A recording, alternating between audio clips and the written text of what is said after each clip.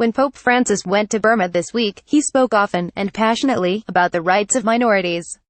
The future of Myanmar must be peace, a peace based on respect for the dignity and rights of each member of society, respect for each ethnic group and its identity, respect for the rule of law, and respect for a democratic order that enables each individual and every group, none excluded, to offer its legitimate contribution to the common good, he said at one interfaith prayer service.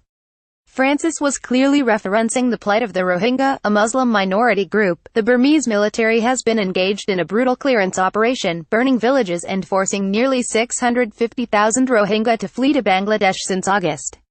Francis even went so far as to offer a prayer for the people living in the Rakhine state, where the persecuted Rohingya are based.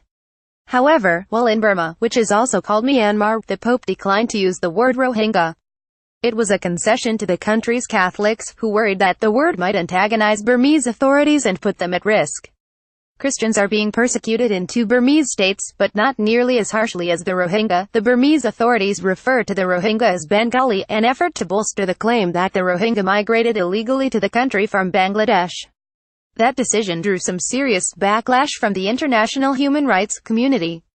The Pope missed an important opportunity to publicly refute the unconscionable pressure by Aung San Suu Kyi and the Myanmar military to deny the Rohingya their identity, Phil Robertson, Deputy Asia Director of Human Rights Watch, wrote in an email to my colleague. And as soon as he got to Bangladesh, Pope Francis did what he declined to do before. He called the Rohingya by their name, and asked their forgiveness for the world's indifference. Let's not close our hearts, let's not look to the other side, he said at an interfaith prayer service in Dhaka. The presence of God today is also called Rohingya.